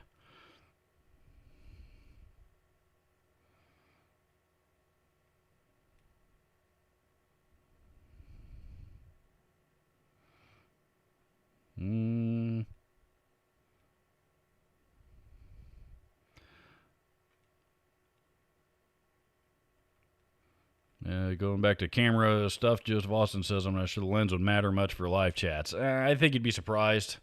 Again, the lens on this particular camera, I'm very happy with. Matter of fact, I'm actually thinking about selling my. I don't know that I'll sell it. I might just keep it and hang on to it just in case. But I'm actually thinking about buying. If I should get another camera just like this one, or if I should get another another Panasonic model altogether. As they've got a lot of different cameras. All shoot a lot of really, really good videos. Ola England uses the G7, I think. And his videos look spectacular.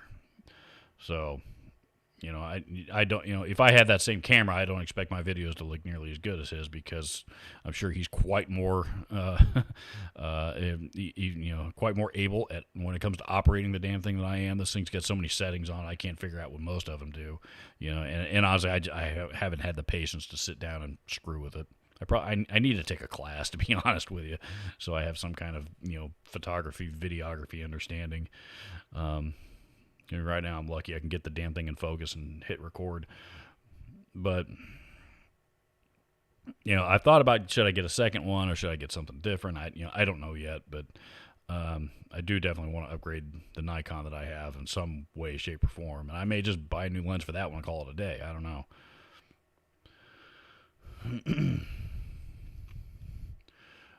Ronnie Webster says, "Hey Robert, have you considered starting a Discord server for Robert's Guitar Dungeon?" I have not. And to be honest, I mean, I've heard it mentioned. I'm vaguely familiar with what it is, but I don't know a whole lot about it. My understanding, I think it's like a crowdfunding thing that's kind of similar to being along the lines of like Patreon, which I have not had any good luck with Patreon at all. I haven't promoted it real hard either, but. Patreon has not done well for me. So, have I thought about starting a Discord server? Not really, And the other thing is, my channel's still not very big. I mean, I'm only 22,000 subscribers. So, I don't have a real big audience. So I don't know that it would be worth it for me just yet to jump into something like that.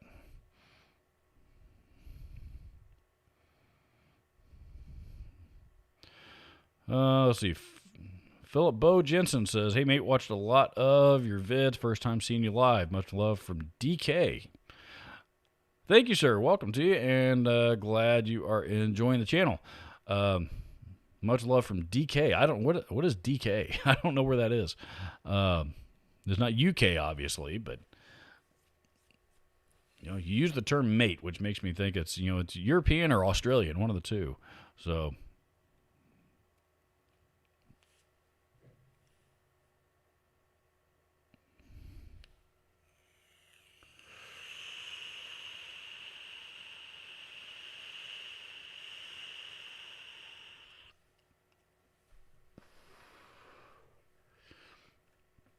Joseph Austin says, "We really just need Guitar Center to prop up the guitar companies that are by far the biggest buyers, and a big reason you can buy cheap guitars that still function well." Also true. There's something to be said about, you walk into a Guitar Center, even the great big stores, here's a fun fact for you. 60% of Fender and Gibson's marketing comes from the walls and the walls of Guitar Center.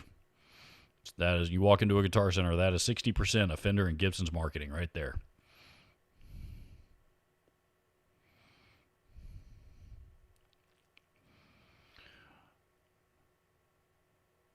Thunder Falcon says, "Yes, I just told Reverb their customer service sucks yesterday." I'd love to know who you told that to, because my understanding is, trying to get in touch with somebody with a pulse over there is, takes like an act of Congress. Philip Bo Jensen says, "I got a Les Paul Custom from '79. Got them nice old school humbuckers. '79 probably ought to have the T-tops in it, if I had to guess." The old T-top humbuckers. I wish they'd bring those back.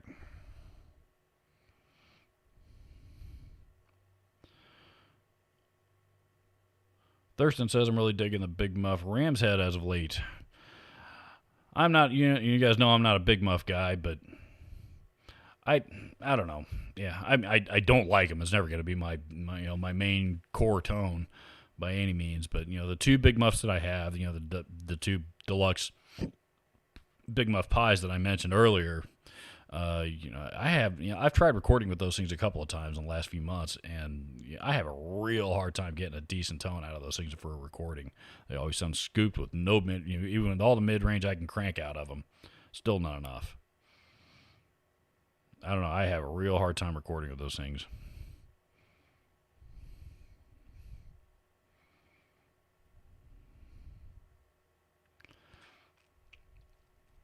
Thunder Falcon says, I think RGD, I think he meant Carl Brown, which is an awesome channel. I'm still going to be dumb because I don't know who that would. I still don't. My apologies. I still don't know who you're referring to. There's so many guitar channels out there, and a lot of them are really, really good. It's hard to keep up with with a lot of them. And there's a lot of them that are really good that I don't care for, that I don't get into. Obviously I'm not going to mention those names, but just for one reason or another. I don't jive with their personalities, or their tastes are so much different than mine. I don't have any interest in their content. But it doesn't mean that their content is bad. It's just not interesting to me.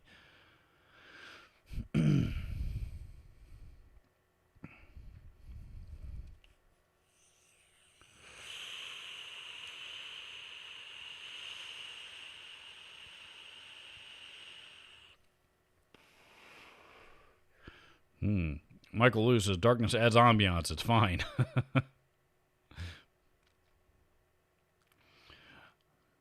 Jim Woodard says they did a take on St. Elmo's Steakhouse in Parks and Rec. Ron gets there and it's closed. You would love that episode. I'd probably have to check. I'd probably have to check that out. I've never watched a single episode of Parks and Recreation, so I have no idea anything about that show. But that's pretty cool. They do a take or a tribute on.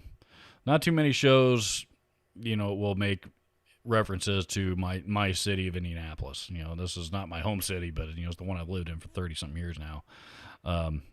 Over 30 years this year. So, and we don't get a whole lot of recognition from Hollywood, the Hollywood folk. JG Mopar says, I got a Tony Iommi pick he threw to the crowd on Black Sabbath's The End Tour. It's my prized guitar possession. I had never caught an... Here I am, 41 years old. I'm seeing, Metallica are my heroes. James Hetfield's been my hero since I was, 7 years old. And... here I am sitting front row watching their show, and and they were, as usual, they were, he and Kirk were both tossing picks out to the crowd, throughout the show, and I've never been lucky enough to catch a pick at a concert before in my life, so I didn't expect that night to be any different, even being as close as I was, unless he just threw it right to me, which I certainly didn't expect, but at the end of the show, all four of them came out with, they had like big cups full of James and Kirk's guitar picks, and they were tossing them out at the end of the show by the handful. It was clear they wanted to make sure everybody got a chance to get a pick, to get something cool from the band to take home with them. And I did catch one of those, and I had to dive onto the ground, in a pile of them, and along with everybody else, and I finally managed to get my hand on top of one of them. Somebody actually was trying to pry my fingers off of it, trying to move my hand so they could get it. And I elbowed somebody, and, I'm a pretty big guy, so unfortunately I wasn't very easy to move. But, I had to fight for that goddamn Metallica pick.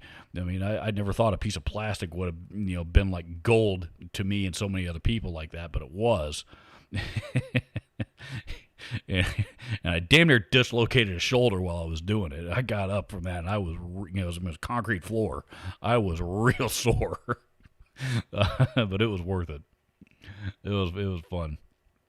The other thing that I will know is before they started tossing out picks at the end of the show, it was at that point, it was standing room only, or for the entire area, the lower floor around the stage, and there was probably me and maybe 2 or 3 other people between me and the front and the barricade up by the stage. And Lars actually came down. They had some stairs, stage steps right in front of where we were.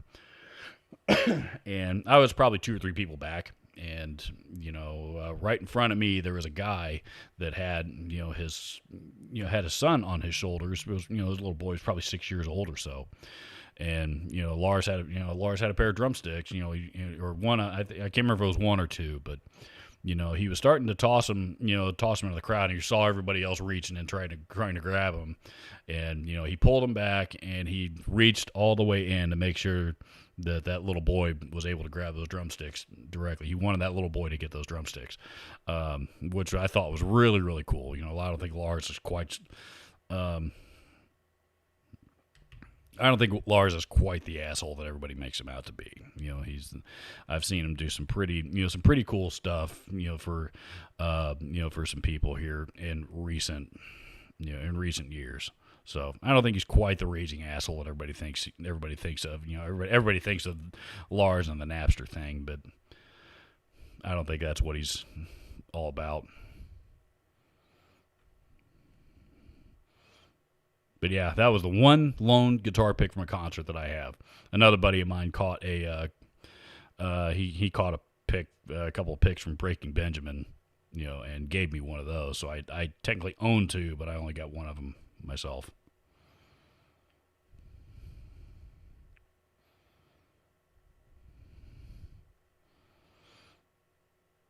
Joseph Austin says, never been to Indy, only really been to Chicago and Cincy in the Midwest. We're about 2.5 hours from Chicago and about an hour and a half. Cincinnati's about an hour and a half the other direction. So, we're literally halfway between those 2 cities.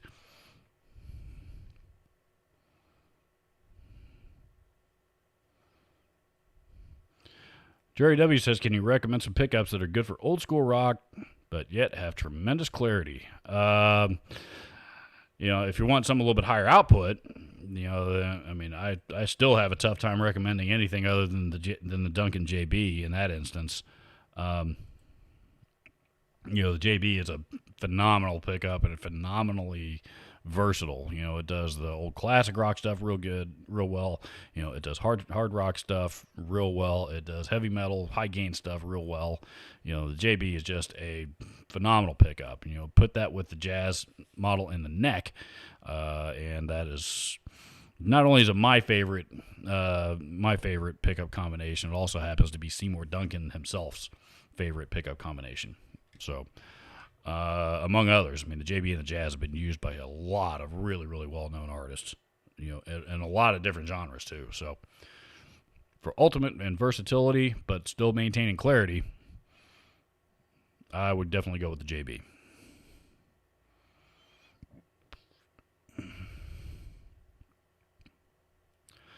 Jim Woodard says, I bought a camera that smooths out all the ugly, but you couldn't see me at all.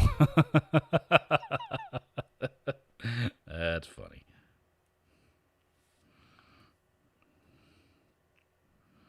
I'm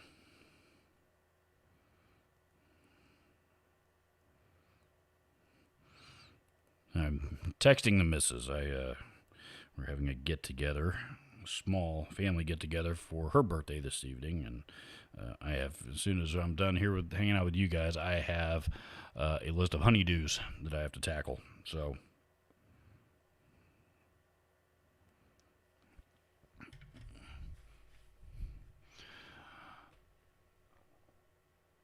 Michael Liu says, I've had great results with Sony camcorder switching from even Sony mirrorless. Sony are another camera, Sony make a lot of things, but their cameras actually, you're right, they're excellent video quality.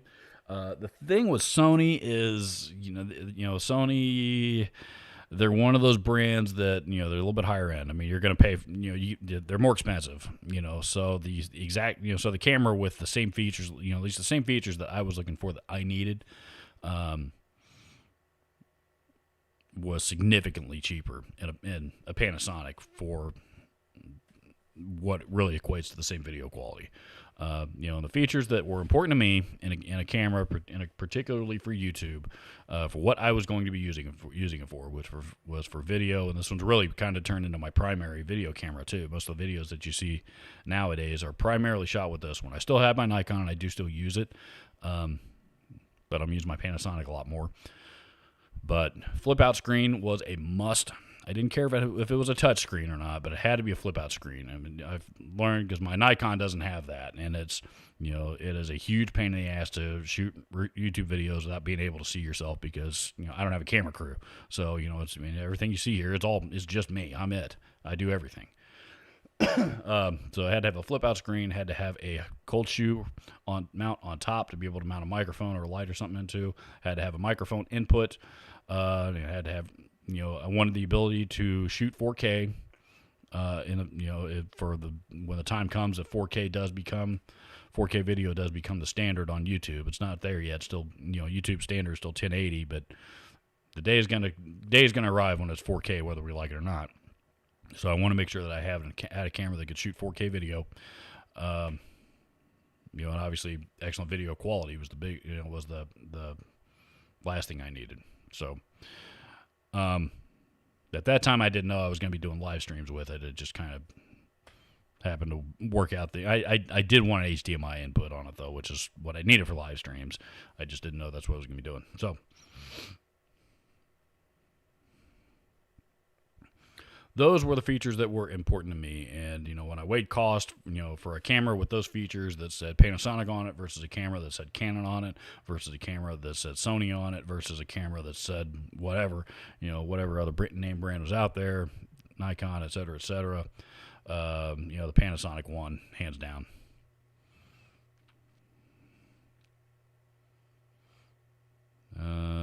Denmark. That must be what DK stands for. Four of you in a row all said Denmark.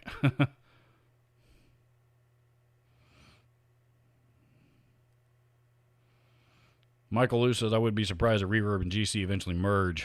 Nah, that ain't going to happen. That ain't going to happen.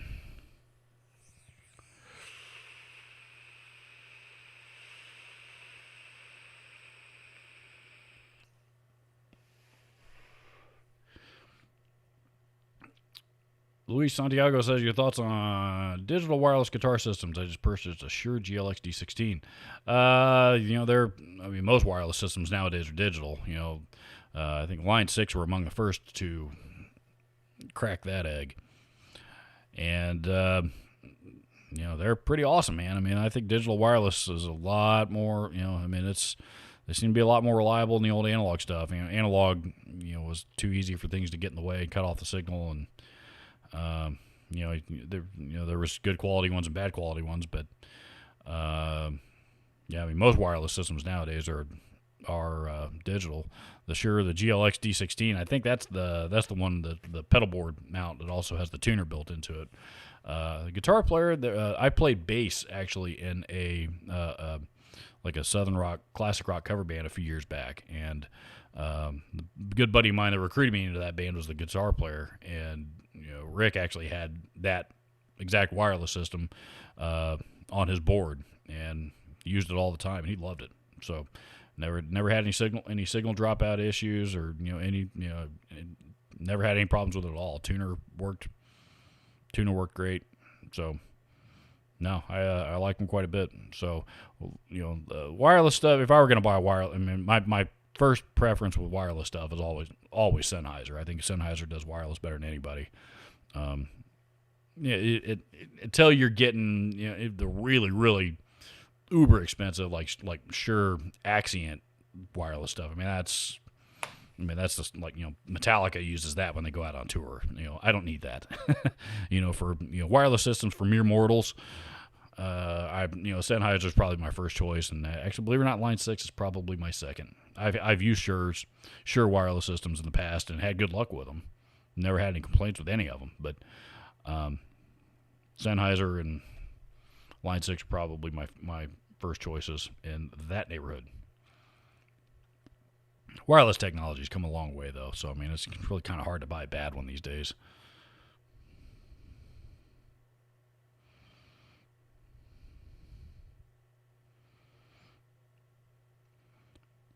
Nolan says, "Are you familiar with Aria acoustic guitars? I have a Japanese one, but never heard anyone else mention them.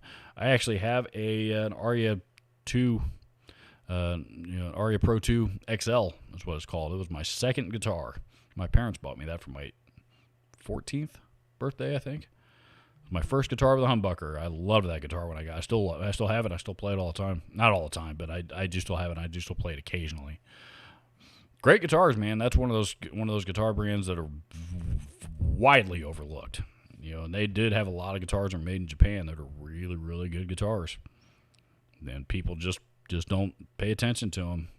And you can buy really, really nice guitars from those eras with that brand name on it for really, really cheap.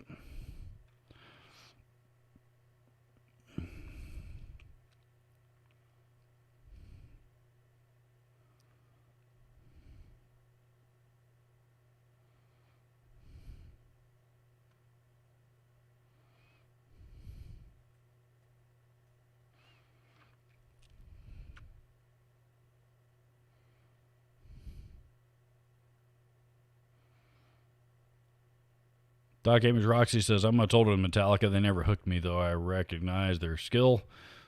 Don't know what to say to 40-year-old guys. Well, Metallica are all in their 50s, like mid to late 50s. 40-year-old guys, that's me. I just turned 43 this week.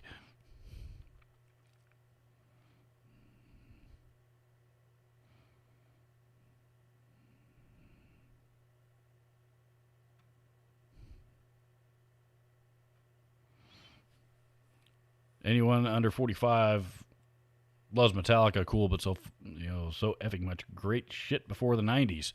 Metallica came out in the early 80s. Their first record came out in 1983.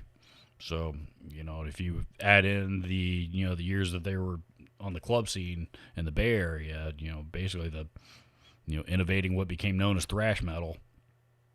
Prior to that, which is, that would have gone back to 1980, 81 or so, before Kill 'Em All came out. So,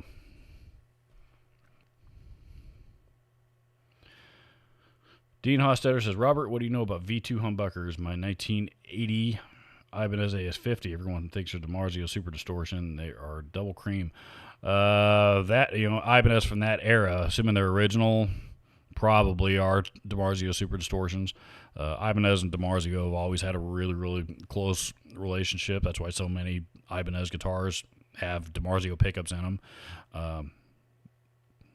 DiMarzio, Ibanez is probably DiMarzio's biggest customer. So they are, back in that 1980, though, you had the Super Distortions, and, they didn't really have a whole lot else at that time. So that's if they're original, that's likely what it is.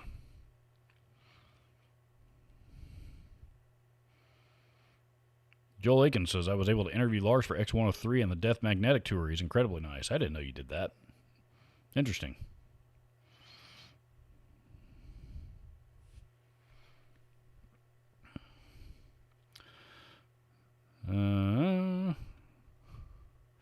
Chris Rohn says, I caught guitar picks from Slayer, Death Angel, and Anthrax all in the same show. What an awesome night. That sounds like fun.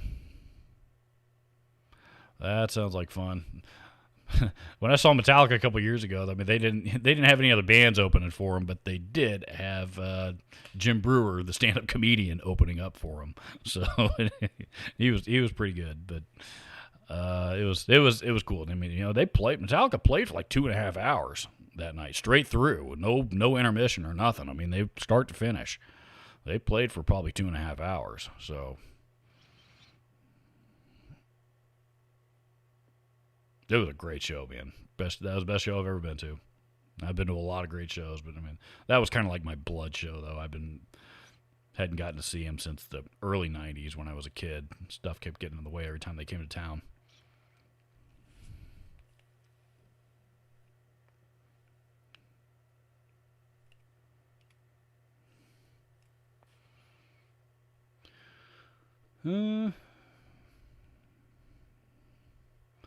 Dave Escobar says, I got a bunch of hot pics in the 80s. I sent my hot girlfriend to go get pics for me. I also was active in the music scene, so I had to go backstage and met many of the artists. That's the way to do it, man.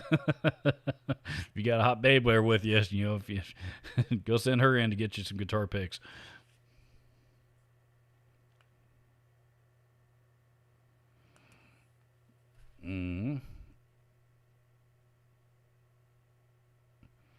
Doc Ames Roxy says, as a former medical photographer, go for Hasselblad or Zeiss optics. I think this one has a Zeiss on it.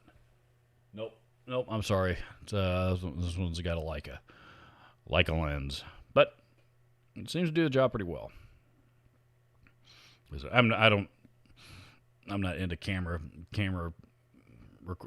gear like I am guitar gear.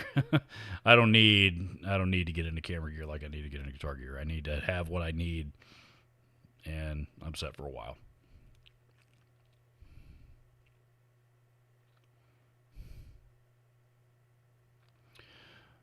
Daniel Jansen says, why doesn't any of you YouTubers, I hate that term, YouTubers. I despise that term. I prefer YouTube creators. Talk about the PV Penta. Cheers from Sweden. The PV Penta was a good amp. The problem is it didn't sell very well. There's not very many of them out there. You don't see them pop up very much, but it's one of those things that, yes, like I said, it was a good amp, but it just didn't grab hold of, didn't grab hold of customers. People didn't pull their wallet out for it very often. So, I remember. I've run across a couple of them, over the years. At the store, but not very many of them, and I don't recall anything about them being overly memorable either. Other than they look cool, but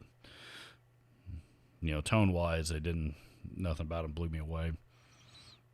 I'd be willing to give another one a shot though, if I run across one. Like I said, I haven't seen one forever.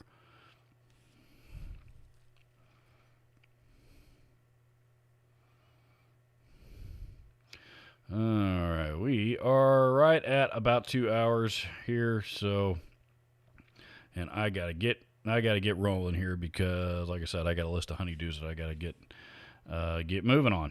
So, for those of you that came to hang out here today, thank you so very much. Thank you so very much to those of you that contributed to the super chat and the PayPal account and all that stuff. Like I said, it's really does go a long way, and your support does mean a whole great big bunches to me. So, new video comes out tomorrow. I'm going to start releasing them here at 10 a.m. instead of 9 a.m. just because I want to see how that affects performance, because views on my channel have been rather light lately. So even videos that I expect you guys to have a lot of interest because you've told me you've had interest and want to see it, you guys didn't watch them. So I'm going to see what that does. Anyway, so check out new video tomorrow morning at 10 a.m. and I will chat with you guys here throughout the week, and hopefully see you guys here next weekend. Adios, mañana. Enjoy your weekend.